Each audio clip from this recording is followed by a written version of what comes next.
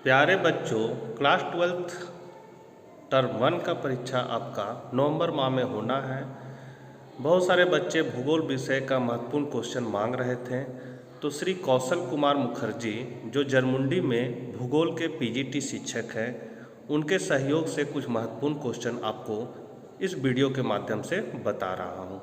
परीक्षा उपयोगी है, सारे प्रश्न वो आपके एग्जाम में आ सकते हैं, इसलिए इसको बढ़िया से वीडियो को देखकर कॉपी में नोट कर ले और याद कर ले। शुरू करने से पहले आपसे निवेदन है कि अपने चैनल इकोनॉमिक्स प्लस पर नए हैं तो चैनल को जरूर सब्सक्राइब कर ले, घंटी के आइकन को दबाकर ऑल नोटिफिकेशन ऑन कर ले, साथ ही वीडियो को भूगोल के बच्चों तक जरूर शेयर करें। तो चलिए हम लोग आज कुछ नया सीखते हैं। प्यारे बच्चों, क्लास 12 भूगोल चैप्टर 3 जनसंख्या संगठन में आपका परीक्षा उपयोगी महत्वपूर्ण क्वेश्चन है, आयु संरचना क्यों महत्वपूर्ण है।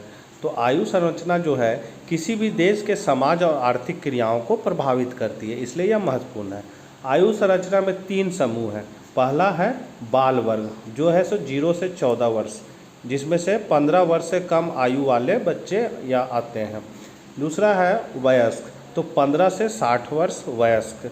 और तीसरा है आयु संरचना वृद्ध, जो 60 से ऊपर के हैं। तीसरा क्वेश्चन है अनुत्पादक आयु वर्ग का तात्पर्य। तो बाल वर्ग तथा वृद्ध वर्ग, मतलब जो उत्पादन में जिनका योगदान नहीं होता है वो है बाल वर्ग, मतलब बच्चा लोग, और वृद्ध वर्ग में बूढ़े लोग। कार्यशील जनसंख्या किसे कहते हैं। तो 15 से 60 वर्ष के लोगों को कार्यशील कहते हैं। फिर लिंग अनुपात किसे कहते हैं। तो किसी जनसंख्या में प्रति 1000 पुरुषों में स्त्रियों की संख्या को लिंग अनुपात कहते हैं। इसका फार्मूला है लिंग अनुपात बराबर स्त्रियों की जनसंख्या बटा पुरुषों की जनसंख्या गुने 1000। छठा है विश्व में प्रति 1000 पुरुषों में औसत लिंगानुपात कितना है। तो 984 है। विश्व में उच्चतम लिंगानुपात वाला देश कौन है। तो लाटविया है, 1187। फिर है विश्व में न्यूनतम लिंगानुपात वाला देश कौन है। तो संयुक्त अरब अमीरात, UAE, 468। भारत का लिंगानुपात कितना है। तो 943 है। संपूर्ण विश्व में कितना प्रतिशत जनसंख्या नगरों में निवास करता है। तो आता है 48%। किस देश का 100% जनसंख्या नगरों में निवास करती है। तो वो है आपका सिंगापुर। साक्षरता किसे कहते हैं। तो भारत के संदर्भ में 8 वर्ष या इससे ऊपर आयु वर्ग के लोग जो पढ़ना लिखना जानते हो साक्षर कहलाते हैं। इसी तरह पूरे देश में पढ़े लिखे लोग साक्षर के प्रतिशत को साक्षरता कहते हैं। फिर है आपका सर्वाधिक साक्षरता वाला देश कौन है। तो संयुक्त राज्य अमेरिका। किस देश में न्यूनतम जन्म दर पाई जाती है। तो जापान, सिंगापुर में 0.83। उच्च जन्म दर तथा मृत्यु दर वाला महादेश कौन सा है। तो अफ्रीका। लिंग अनुपात को प्रभावित करती है। तो जन्म दर, मृत्यु दर और प्रवास प्रभावित करती है। तीसरा चैप्टर से ये महत्वपूर्ण थे।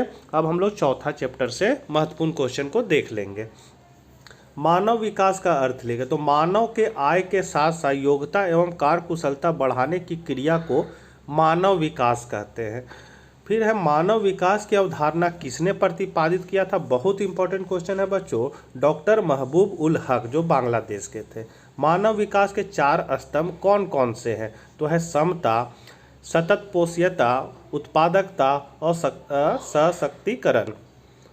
फिर है आपका मानव विकास सूचकांक का आकलन किन सूचकों से की जाती है। तो जीवन प्रत्याशा से, दूसरा है साक्षरता से, यहाँ दूसरा हो जाएगा, तीसरा है प्रति व्यक्ति आय से। अगला है 5 मानव विकास सूचकांक HDI वर्ष 2015 के रिपोर्ट के अनुसार क्या है। तो 188 देशों में भारत का स्थान 130वां नंबर पर है। मतलब मानव विकास सूचकांक में भारत का स्थान 188 देशों में कैमा है, 130वां नंबर पर है। मानव विकास सूचकांक में सबसे ऊपर कौन है। तो नॉर्वे। नॉर्वे के बाद कौन है। ऑस्ट्रेलिया है, स्विट्जरलैंड है। मानव विकास सूचकांक में सबसे नीचे पायदान पर कौन है। तो नाइजर। HDI क्या होता है। तो ह्यूमन डेवलपमेंट इंडेक्स, मानव विकास मापने का स्केल है। HDI मतलब मानव विकास सूचकांक का स्केल में कहाँ से कहाँ तक होता है। तो 0 से 1 के बीच होता है।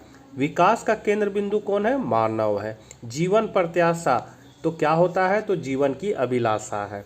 संयुक्त राष्ट्र ने मानव विकास रिपोर्ट प्रथम बार कब प्रकाशित किया था? तो 1990 में। ये चौथा चैप्टर से था बच्चों। अब हम लोग पांचवा चैप्टर से महत्वपूर्ण क्वेश्चन को देखेंगे। पहला है, मनुष्य अपनी आजीविका चलाने हेतु जो कार्य करते हैं उन्हें हम लोग मानव क्रिया कहते हैं। मानव के आर्थिक क्रियाओं को कितने भागों में बांटा गया है? यहाँ बहुत जगह बांटा गया है, तो 4 भागों में। प्राथमिक क्रिया, द्वितीय क्रियाएं, तृतीय क्रियाएं और चतुर्थ क्रियाएं। प्राथमिक क्रियाएं क्या है? तो जो सीधी प्रकृति से जुड़ा होता है वो प्राथमिक क्रिया कहलाता है। तो वैसे व्यवसाय जिसमें मनुष्य प्राकृतिक संसाधनों का प्रत्यक्ष मतलब सीधे उपयोग करता है, जैसे कृषि, मछली पकड़ना, खनन, लकड़ी काटना, फल फूल, जड़ी बूटी एकत्र करना, पशुओं का शिकार करना, ये सब प्राथमिक क्रियाएं हैं। मानव जीवन के प्रारंभिक समय में कौन सा व्यवसाय कार्य करते थे? तो आखेट संग्रहण का काम करते थे। आखेट संग्रहण किन क्षेत्रों में किया जाता है? तो निम्न अक्षांशीय क्षेत्र, जिसमें अमेजन बेसिन, उष्णकटिबंधीय अफ्रीका, न्यू गिनी, एशिया के आंतरिक भाग, उत्तर अक्षांशीय क्षेत्र, उत्तरी कनाडा, उत्तरी यूरोप और उत्तरी एशिया। अब आखेट जाति और देश मतलब जो शिकार करते हैं उनकी क्या जाति है और वो कौन कौन देश में रहते हैं? तो बुशमैन उत्तरी कालाहारी में, ओंका इंकेडोर में, पिग्मी कांगो में, पापुआंस न्यू गिनी में, रेड्स इंडियन उत्तरी अमेरिका में, पिंटुपी ऑस्ट्रेलिया में, इवेंकी रूस में, इस्कामो झुइट उत्तरी अमेरिका यूए कनाडा में, युगागिर साइबेरिया में, बिरहोर झारखंड के भारत में मतलब भारत के झारखंड में, पालियान भारत में, एनु जापान में, टोबा दक्षिण अमेरिका में। क्षेत्र और पशुचारण के जानवर मतलब कौन कौन क्षेत्र में कौन कौन जानवर पशुचारण करते हैं? तो सावना में गाय और बैल पशुचारण करते हैं, उष्ण स्थल में ऊँट करते हैं, स्टेफिज में भेड़ बकरियां और टुंड्रा में रेंडियर पशुचारण करते हैं। फिर यहाँ है एंडील, अल्स्का तिब्बत में याक और लामा करते हैं। जलवासी पशुचारण क्या है? तो यह पशुओं पर आधारित जीवन निर्वाह करने की क्रिया है जिसमें पशुओं के चारे, पानी की खोज में पशुओं के साथ विचरण करते हैं। पशुचारक जाति, पशुचारक जाति है आपका मसाई जो अफ्रीका के देशों में पाई जाती है, फुलानी नाइजीरिया में, बद्दून अरब में, किर्गिज मध्य एशिया में, शिमांग मलेशिया में, गुज्जेर गिद्दी बकरवाल भोटिया है सो हिमाचल प्रदेश उत्तराखंड में पाए जाते हैं। ऋतु प्रवास, जब पशुचारण ऋतु परिवर्तन के कारण चारे पानी की खोज में एक स्थान से दूसरे स्थान चले जाते हैं जानवरों के साथ, तो इसे ऋतु प्रवास कहते हैं। व्यापारिक पशुपालन, तो शुष्क एवं अशुष्क क्षेत्रों में बड़े पैमाने पर की जाने वाली पशुपालन खासकर यूरोपीय लोग जहां बसवास किया है, इसमें पशुओं को प्राकृतिक घास पर निर्भर नहीं रहना पड़ता है बल्कि घास की खेती होती है। अब है व्यापारिक पशुपालन के क्षेत्र और उसके नाम। तो उत्तरी अमेरिका क्या है? पेरी, मध्य अमेरिका में है लानोज, दक्षिण अमेरिका में है पंपास, ऑस्ट्रेलिया में है डाउन्स, दक्षिण अमेरिका में है वेल्स और यूरोप एशिया में है स्टेपीज। स्थानांतरित कृषि, तो आदिकालीन निर्वाह कृषि को स्थानांतरित कृषि कहते हैं। यह कृषि उष्णकटिबंध क्षेत्र में झाड़ियों तथा पेड़ों को काट कर साफ किया जाता है, पुनः जब सूखती है मतलब झाड़ी और पेड़ पौधे जब सूख जाती है तो उसे जला दिया जाता है, राख को मिट्टी के साथ मिलाकर फसलों का उत्पादन करते हैं। 2-3 वर्ष बाद ये दूसरे स्थान का चयन करते हैं तथा यही प्रक्रिया दोहराते हैं। भारत में स्थानांतरित कृषि किस नाम से जाना जाता है? तो झूम खेती के नाम से। अब यहाँ देश है और स्थानांतरित कृषि का नाम मतलब किस देश में स्थानांतरित कृषि को क्या कहते हैं? तो मैक्सिको में मिल्पा कहते हैं, वेनेजुएला में कानुको कहते हैं, ब्राज़ील में रोका, कांगो में मासोल, वियतनाम लाओस में रे, फिलीपींस में केंगिन, श्रीलंका में चेना, जावा मलेशिया में लंदांग और भारत में झूम उत्तर पूर्वी भारत में, और पेड़ा मध्य प्रदेश में और कुरुआ झारखंड में कहते हैं। गहन कृषि किन क्षेत्रों में की जाती है? तो घनी जनसंख्या वाले देशों में। जीवन निर्वाह कृषि से क्या समझते हैं?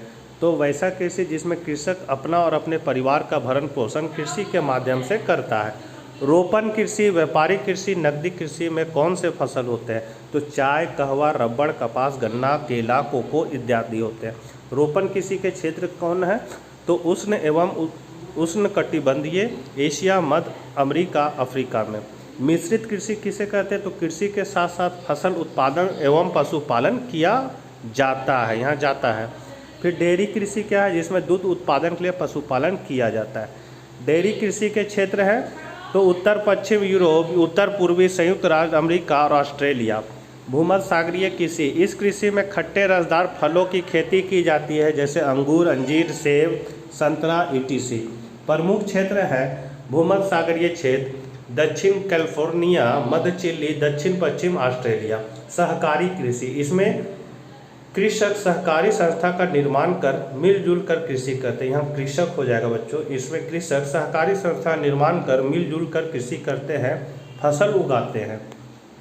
सर्वप्रथम सहकारी कृषि की शुरुआत डेनमार्क से हुई थी। सामूहिक कृषि को कोहल खोज के नाम से जानते हैं। कृषि को प्रभावित करने वाले कारक, तो भौतिक कारक में है जलवायु, जिसमें है वर्षा, ताप, फिर है भूमि की प्रकृति, मिट्टी की उर्वरता। आर्थिक कारक में है बाजार, यातायात के साधन, श्रमिक और पूंजी। सामाजिक कारक में है भोजन की रुचि।